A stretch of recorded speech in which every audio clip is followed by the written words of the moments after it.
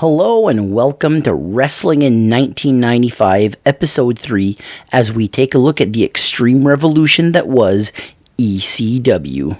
On August 27, 1994, Eastern Championship Wrestling changed its name to Extreme Championship Wrestling. 1995 would be the first full year of Extreme Championship Wrestling. So we're going to get started in January of 1995. The champions going into 1995 are the ECW World Heavyweight Champion Shane Douglas, the ECW World Tag Team Champions are the Public Enemy, and the ECW World Television Champion is Dean Malenko. One of the big matches in early January would see the Bad Breed, Ian and Axel Rotten, face off against the Pitbulls. The losing team would have to split up. Bad Breed would lose, and the team would split up and would start feuding with each other. One of the most important moments of ECW would be Stevie Richards introducing Raven. Fresh off his run in the WWF as manager Johnny Polo, Raven was brought in to feud with Tommy Dreamer. A mid-card feud would start between former tag team partners Paul Loria and Mikey Whipwreck after Paul Loria attacked Mikey Whipwreck. ECW World Heavyweight Champion Shane Douglas would start defending his title versus former Four Horsemen Tully Blanchard. Douglas would also be part of the Triple Threat stable. This was Shane Douglas, Dean Malenko, and Chris Benoit. ECW World Tag Team Champions, the Public Enemy, were feuding with Sabu and the Tasmaniac. During this same time, Sabu was also involved in a feud with Chris Benoit, who had broken Sabu's neck the previous year. Sabu and the Tasmaniac would win the ECW World Tag Team titles, and all three teams, the Public Enemy, Sabu and Taz, and Chris Benoit and Dean Malenko, would start feuding over the tag team titles.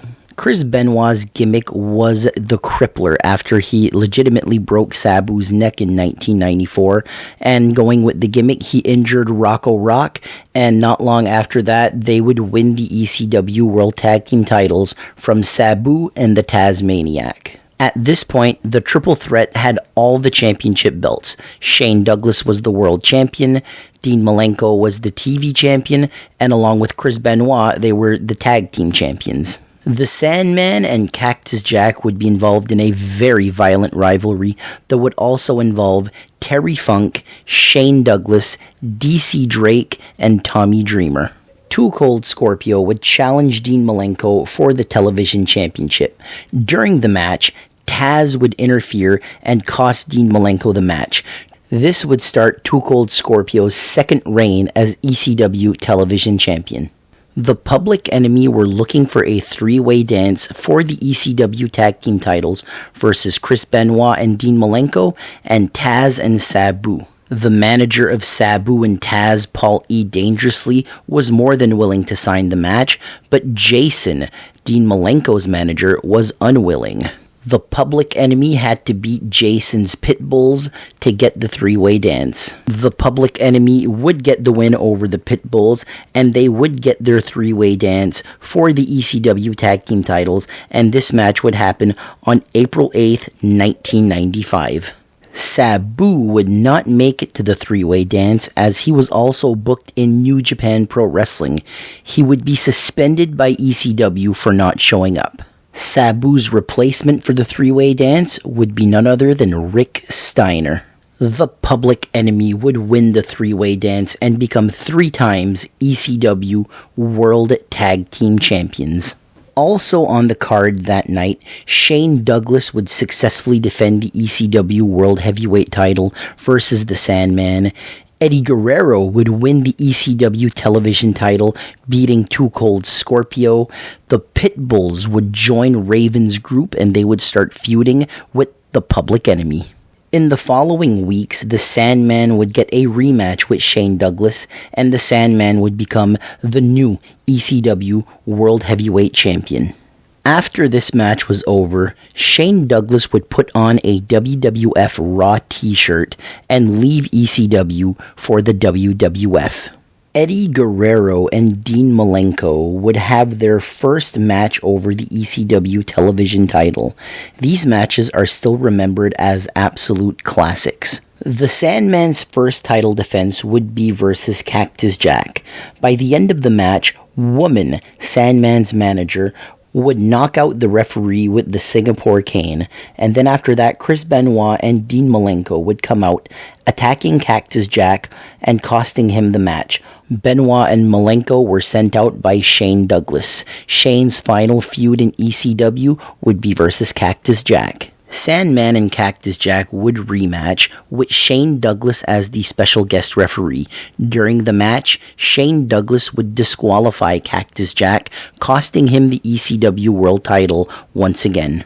Another piece was added to the Raven Dreamer rivalry, as Luna Vachon would join Tommy Dreamer in his war versus Raven and his flock. On the May 23rd episode of ECW Hardcore TV, Shane Douglas would bring in a crooked referee, Bill Alfonso.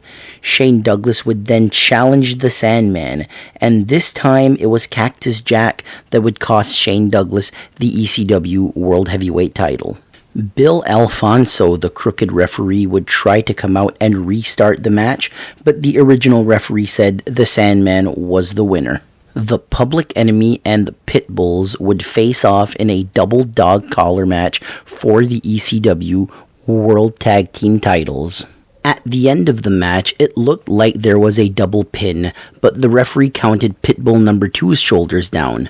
The Public Enemy were the winners, and they would get 5 minutes alone with Stevie Richards.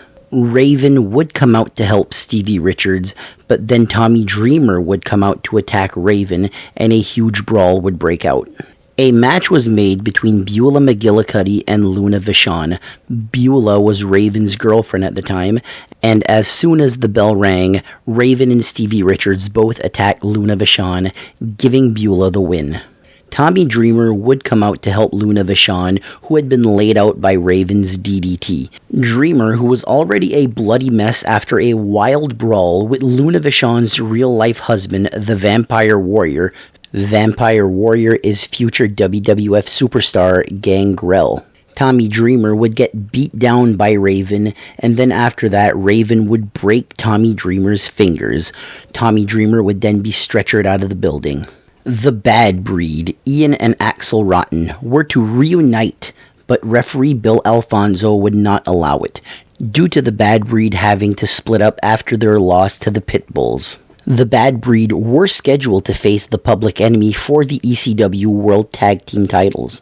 With Alfonso not allowing the match, Axel Rotten said if they can't fight the Public Enemy, then they would fight each other. A huge brawl would break out between Ian and Axel Rotten, and would even spill out into the crowd. The Public Enemy would be left alone in the ring, and then out of nowhere, the Gangstas, Mustafa and New Jack, would make their debut, laying out the Public Enemy. Cactus Jack would get another shot at the Sandman's ECW World Heavyweight title. This was in a barbed wire match. Bill Alfonso, the crooked referee, would cost Cactus Jack the match. The Public Enemy would lose the ECW World Tag Team titles to Raven and Stevie Richards. Axel Rotten and Ian Rotten would have a very bloody Taipei death match. This match is when you dip your hands in glue and then dip your hands in broken glass. A very innovative match for its time. Raven and Stevie Richards would turn on the Pitbulls after the Pitbulls refused to give Luna Vachon the Super Bomb. Raven and Stevie Richards would replace the Pitbulls with the Dudleys. The original three Dudley brothers were a parody of the Hanson brothers from the movie Slapshot. The original three Dudleys were Big Dick Dudley, Little Snot Dudley, and Dudley Dudley. Mikey Whipwreck would win a battle royal to become the #1 contender to the Sandman's ECW World Heavyweight title. Mikey Whipwreck would lose, but this was just the start of their rivalry. After many battles with Eddie Guerrero, Dean Malenko would finally win back the ECW World Television title. Only 7 days later, Guerrero would rematch Malenko, and Eddie Guerrero would become a 2-time ECW television champion. Cactus Jack would replace Luna Vachon in an 8-man tag team match. He would team with Tommy Dreamer and the Pitbulls to face off against Raven, Stevie Richards, and the Dudleys. During the match, Cactus Jack would turn on his partners and join forces with Raven. Mikey Whipwreck would lose a match to the Sandman and would have to take 10 lashes from Sandman's Singapore Cane.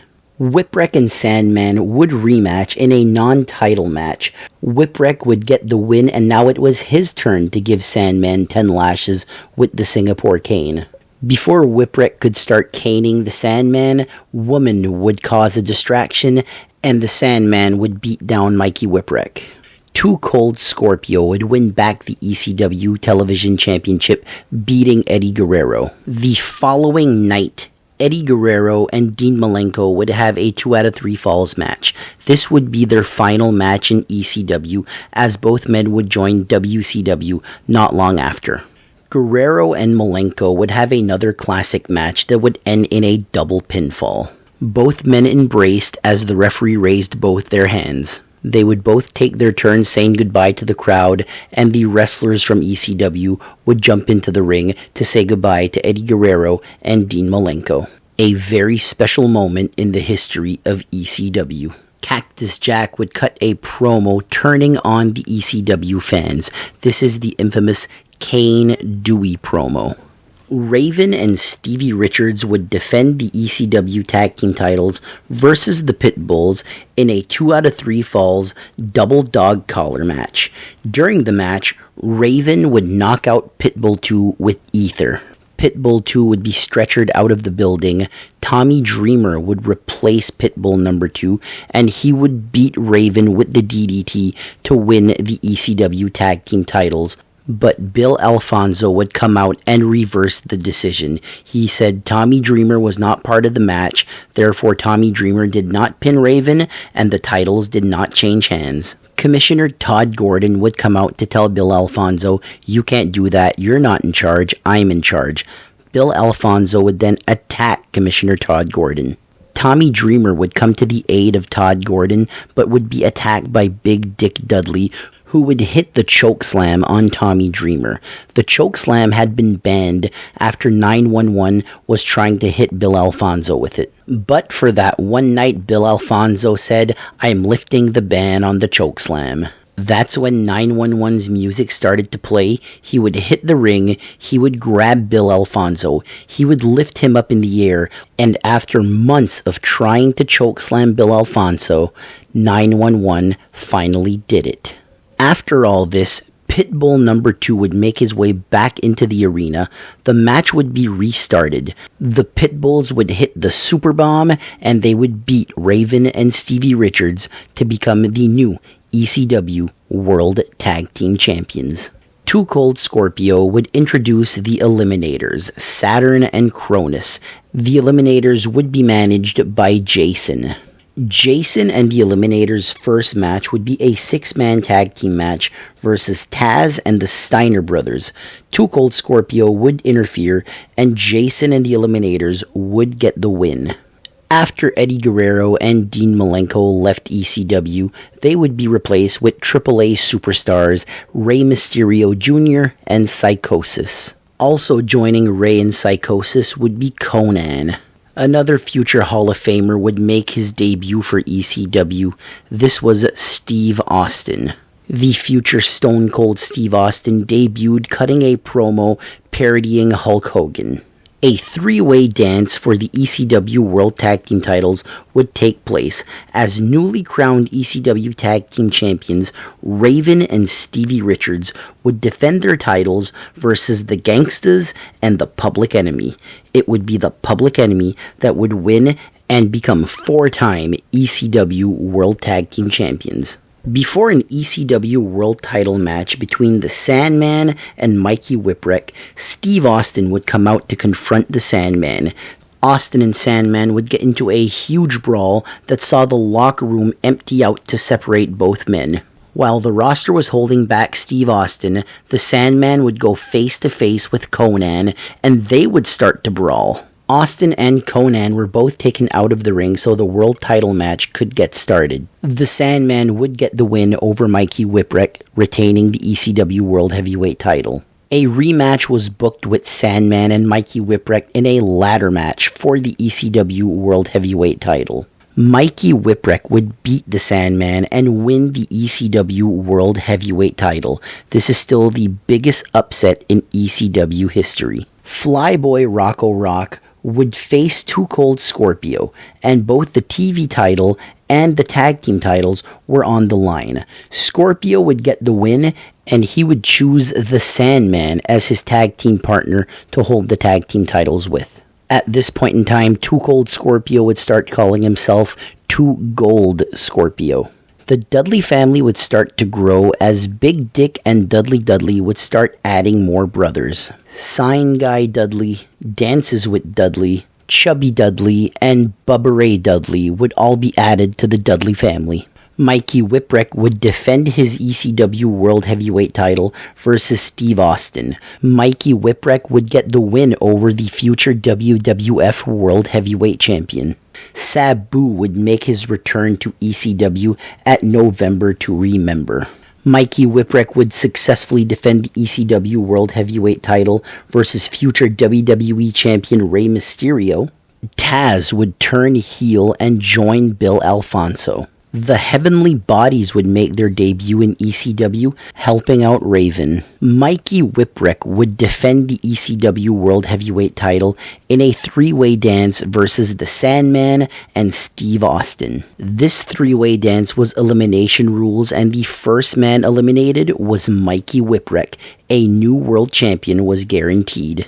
When everybody thought Steve Austin was going to be the one to hold up the ECW World Heavyweight title, it was the Sandman that got the win. Not long after this, Steve Austin was in the WWF under the gimmick The Ringmaster.